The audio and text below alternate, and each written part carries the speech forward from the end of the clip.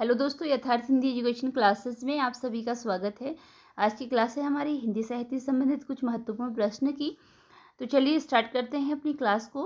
और Hindi TGT, PGT, net आदि की परीक्षा के लिए क्लास काफ़ी इंपॉर्टेंट रहेगी आपकी। इसमें जो है 50 क्वेश्चन का यह प्रैक्टिस सेट है। इससे पहले भी एक जो वीडियोस डाली हैं वो 50-50 क्वेश्चन की प्रैक्टिस सेट डाली हुई हैं, आप चैनल पर जाकर देख सकते हैं। तो चलिए स्टार्ट करते हैं। आज का पहला प्रश्न है, निम्न में कौन सा वर्ण अघोष वर्ण के अंतर्गत आता है। तो यहाँ पर क्वेश्चन है कि कौन सा वर्ण है जो कि अघोष वर्ण के अंतर्गत आता है। इसमें हिंदी साहित्य के साथ ही मैंने कुछ भाषा के क्वेश्चन भी डाले हुए हैं। ठीक है, तो देख अब आपको बताना है अघोष वर्ण इसमें से कौन सा है।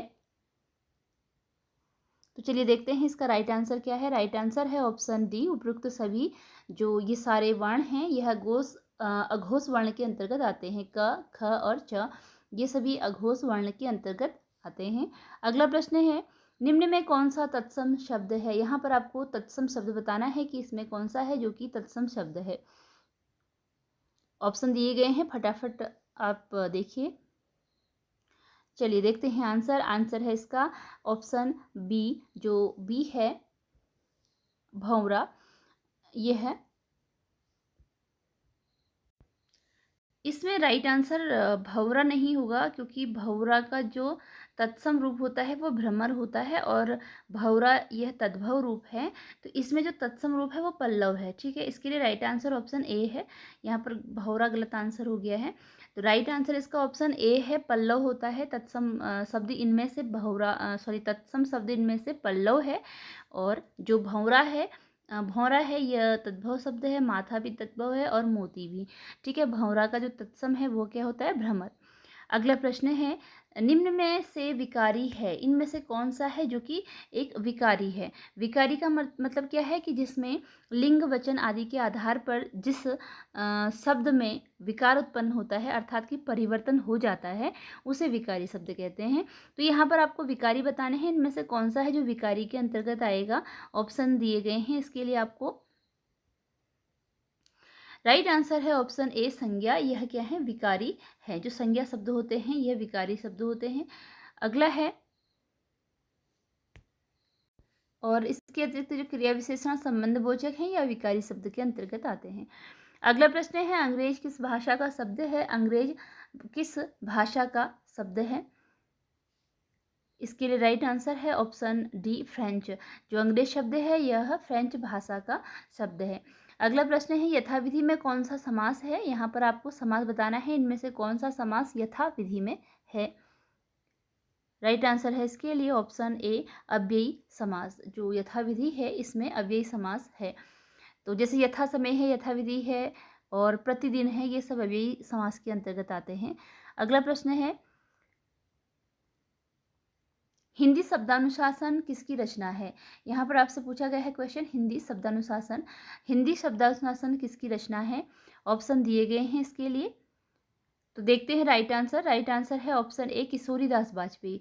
हिंदी शब्दानुशासन किशोरीदास वाजपेयी का लिखा हुआ ग्रंथ है।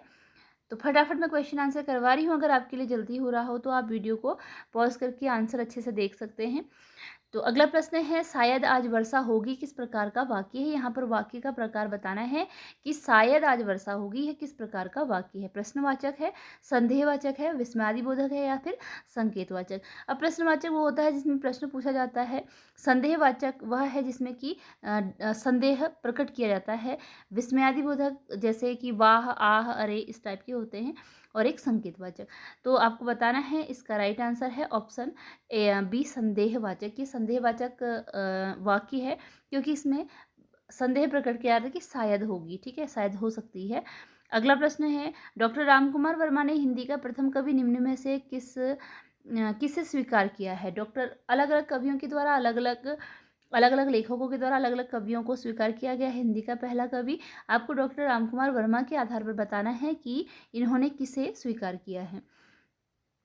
इसका राइट आंसर है ऑप्शन डी, स्वयंभू। डॉक्टर रामकुमार वर्मा स्वयंभू को हिंदी का पहला कवि स्वीकार करते हैं। आदिकाल का नाम संक्रमण काल किसके द्वारा दिया गया है। आदिकाल को जो नाम दिया है संक्रमण काल, यह इनमें से किसने दिया है। तो इसका राइट आंसर है ऑप्शन बी राम खिलावन पांडे। राम खिलावन पांडे आदिकाल को संक्रमण काल नाम देते हैं। अगला प्रश्न है, स्वयंभू का रामायण हिंदी का सबसे पुराना और सबसे उत्तम काव्य है। यह कथन निम्न में से किस विद्वान का है? किस विद्वान ने यह कहा है कि स्वयंभू का जो रामायण है वह हिंदी का सबसे पुराना है और सबसे उत्तम काव्य है? राइट आंसर है इसके लिए ऑप्शन बी राहुल सांकृत्यायन ने माना है। Option B Rahul Sankrityayan. गोरक्ष विजय, गोरख विजय नाटक की रचनाकार निम्न में से कौन है? राइट आंसर है इसके लिए ऑप्शन ए विद्यापति। विद्यापति का नाटक है। रहीम का जन्म वर्ष निम्न में से कौन सा है? रहीमदास का जन्म कब हुआ था? जन्म वर्ष बताना है। राइट आंसर है इसके लिए ऑप्शन सी 1556। रहीम का जन्म हुआ था 1556 में। सुदामा चरित, ध्रुव चरित के रचनाकार कौन है? यहाँ पर दो रचनाओं के नाम हैं, एक सुदामा चरित है और दूसरा ध्रुव चरित है। प्रसिद्ध रचनाएं हैं, इनके रचनाकार बताने हैं, इनमें से किसने इनकी रचना की है? राइट आंसर है इसके लिए ऑप्शन बी नरोत्तम दास।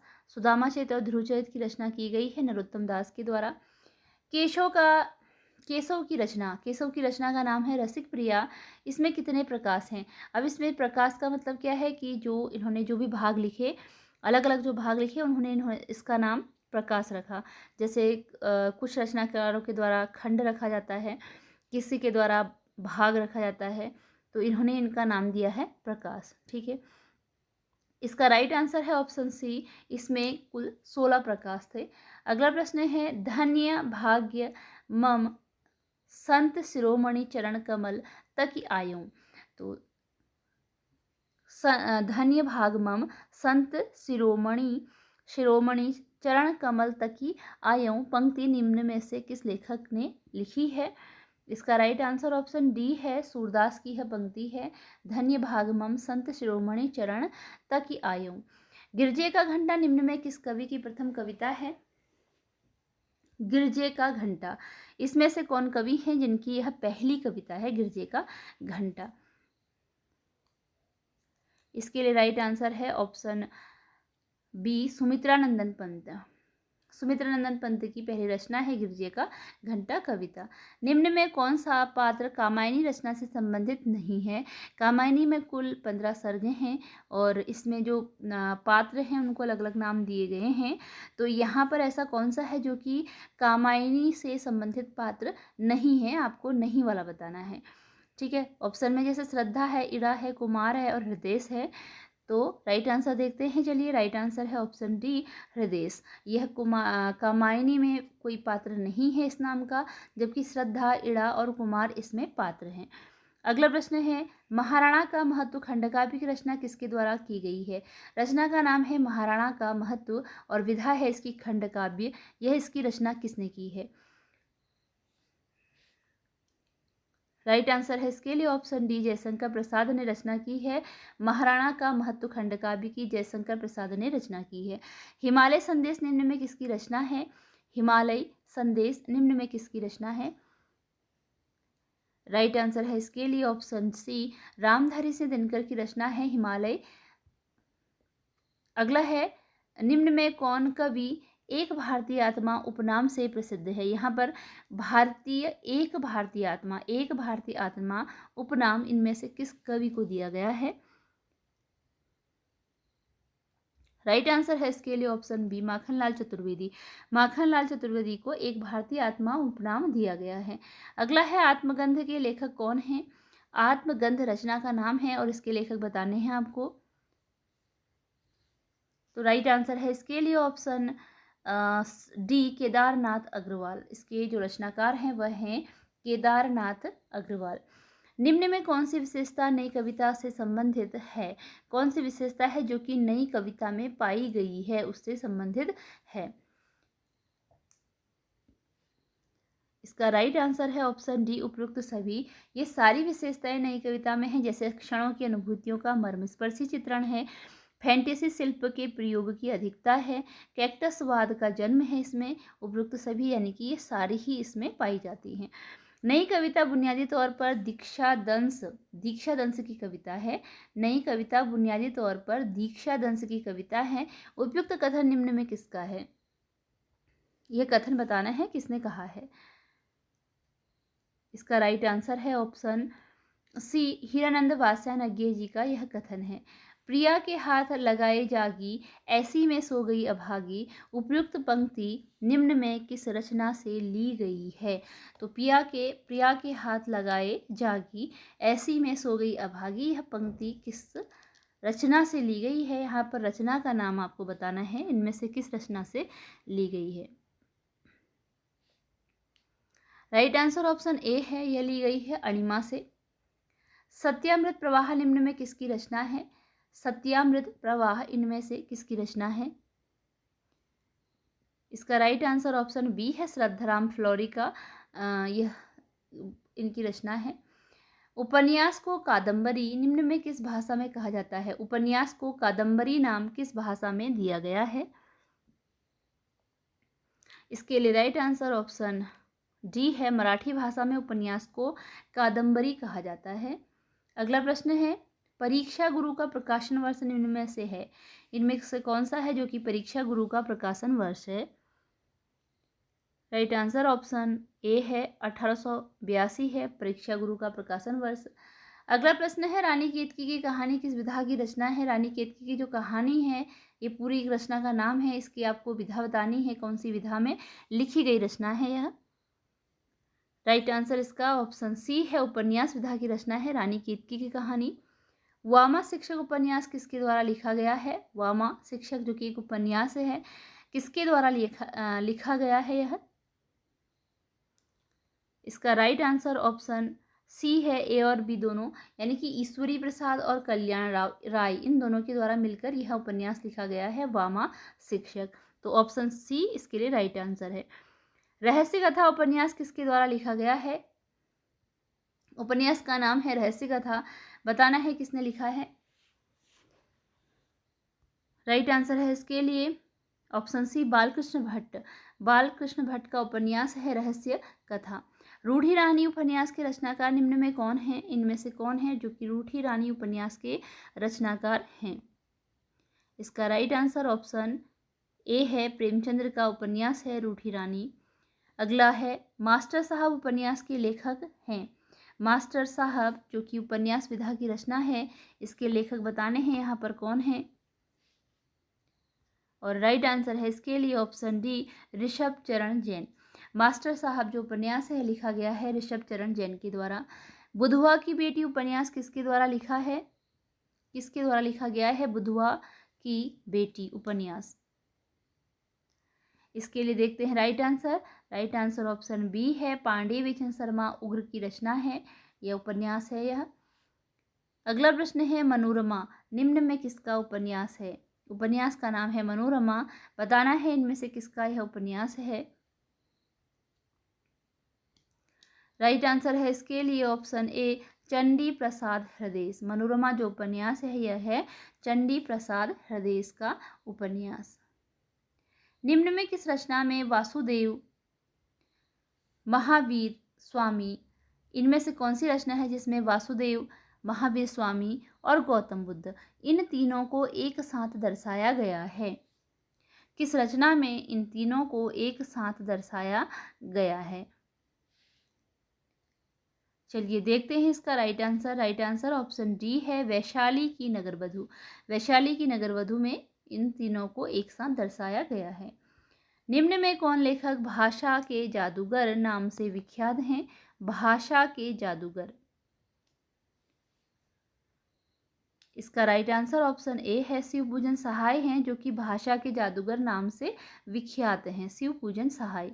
निम्न में किस उपन्यास के केंद्र में बेगम समरू का चरित्र है? कौन सा उपन्यास है जिसके केंद्र में बेगम समरू का चरित्र है, अर्थात कि बेगम समरू को केंद्र में रखकर जिस उपन्यास की रचना की गई है? इसके लिए राइट आंसर है ऑप्शन डी, सात घूंघट वाला मुखड़ा। सात घूंघट वाला मुखड़ा। अगला है, निन्नी लाखी कला निम्न में किस रचना में स्त्री पात्र हैं? ये 3 स्त्री पात्र हैं, एक है निन्नी, दूसरी है लाखी और अगली है कला। तो यहाँ पर कौन सी रचना है जिसमें यह स्त्री पात्र हैं? इसके लिए राइट आंसर है ऑप्शन बी मृगनयनी। मृगनयनी में यह स्त्री पात्र हैं। प्रेमचंद्र का जन्म वर्ष निम्न में कौन सा है? प्रेमचंद्र का जन्म कब हुआ है? कब हुआ था? ठीक है, इसका राइट आंसर है ऑप्शन ए 1880 ईस्वी में प्रेमचंद्र का जन्म हुआ। बिना दीवारों का घर नाटक के नाटककार हैं। नाटक का नाम है बिना दीवारों का घर, विधा है नाटक। ठीक है, नाटक भी बहुत बार विधाएं पूछ ली जाती हैं रचनाओं की कि कौन सी विधा की रचना है। तो बताना है कि बिना दीवारों का घर जो नाटक है ये किसने लिखा है? ऑप्शन डी मन्नू भंडारी का यह नाटक है बिना दीवारों का घर। हेलो कामरेड, हेलो कामरेड किसकी रचना है? हेलो कामरेड किसकी रचना है? इसके लिए राइट आंसर है ऑप्शन डी मोहनदास नेमिसराय। मोहनदास नेमिसराय की रचना है हेलो कामरेड। निम्न में कौन सा पात्र मोहन राकेश की रचना आषाढ़ का एक दिन से संबंधित नहीं है? जो नहीं है वह आपको बताना है, अर्थात कि कोई 3 ऐसी रचनाएं, ऐसे पात्र हैं जो कि आषाढ़ का एक दिन से संबंधित है और कोई एक है जो कि उससे संबंधित नहीं है। तो इसका राइट आंसर ऑप्शन डी है मुन्नी। यह आषाढ़ का एक दिन रचना से संबंधित नहीं है, जबकि अंबिका, मल्लिका और कालिदास यह से संबंधित हैं। निम्न में कौन पात्र जयशंकर प्रसाद की रचना स्कंदगुप्त से संबंधित नहीं है? तो जयशंकर प्रसाद की रचना है स्कंदगुप्त, इससे जो संबंधित नहीं है वह बतानी है। राइट आंसर है इसके लिए ऑप्शन बी नागदत्त। नागदत्त यह क्या है? जयशंकर प्रसाद की रचना स्कंदगुप्त से संबंधित नहीं है। स्कंदगुप्त जो रचना है तो नागदत्त संबंधित नहीं है, जबकि गोविंदगुप्त, पर्णदत्त और चक्रपालित यह स्कंदगुप्त से संबंधित पात्र हैं। गोविंदगुप्त, पर्णदत्त और चक्रपालित। अगला प्रश्न है गोबर निम्न में किस रचना में पात्र है? इनमें से कौन सी रचना है जिसमें गोबर एक पात्र है? गोदान, गबन, प्रेमाश्रम ये सारी ही रचनाएं प्रेमचंद्र जी की हैं। तो ऑप्शन इसके लिए राइट आंसर ऑप्शन ए है गोदान। गोदान में एक पात्र है गोबर। कुरु कुरु स्वाहा किसकी रचना है? रचना का नाम कुरु कुरु स्वाहा किसकी रचना है? इसका राइट आंसर ऑप्शन बी है मनोहर श्याम जोशी की रचना का नाम है कुरु कुरु स्वाहा। निम्न में से किस रचना का कथानक शिवपालगंज को केंद्र में रखकर बुना गया है? कौन सी रचना है जिसका कथानक शिवपालगंज को केंद्र में रखकर गंज को केंद्र में रखकर बुना गया है, यानी कि शिवपालगंज की जगह जो है इसका वर्णन मिलता है उसमें। इसका राइट आंसर है ऑप्शन डी राग दरबारी। राग दरबारी में जो है शिवपालगंज को केंद्र में रखकर यह रचना कथानक लिखा गया है। अनदेखे अनजाने पुल निम्न में किसकी रचना है? अनदेखे अनजाने पुल। इसका राइट आंसर ऑप्शन बी है राजेंद्र यादव की रचना है अनदेखे अनजाने पुल। रचनाकार द्वारा कल्पना की गई कथा कहलाती है। जो कथा रचनाकार के द्वारा कल्पना की जाती है उसे क्या कहते हैं? इसका राइट आंसर है उत्पाद्य कहा जाता है उसे। आचार्य रामचंद्र शुक्ल ने किसके निबंधों को बातों का संग्रह कहा है? शुक्ल जी ने किसके निबंधों को केवल बातों का संग्रह कहा है? इसका राइट आंसर है option A Mahavir Prasad, option D Mahavir Prasad Dwivedi. Mahavir Prasad Dwivedi के निबंधों को शुक्ल जी ने केवल बातों का संग्रह कहा। अगला प्रश्न है मोरिस मोहि कुठावा निम्न में किसका निबंध है? ये विधा है निबंध की। मोरिस मोहि कुठावा और बताना है किसका निबंध है।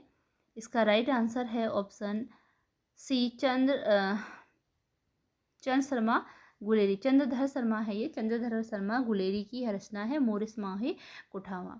तो इसी के साथ ये वीडियो हमारी यहीं पे एंड होती है। मिलते हैं अगली वीडियो में कुछ नए प्रश्नों के साथ, और डेली आपको 50 प्रश्नों का प्रैक्टिस सेट मिलेगा जिससे कि आप अपनी तैयारी को चेक कर सकते हैं। काफ़ी इंपॉर्टेंट ये प्रैक्टिस सेट है, काफ़ी इंपॉर्टेंट क्वेश्चन है। तो चलिए मिलते हैं अगली क्लास में। चैनल पर अगर नए हों तो चैनल को सब्सक्राइब जरूर कीजिएगा। धन्यवाद।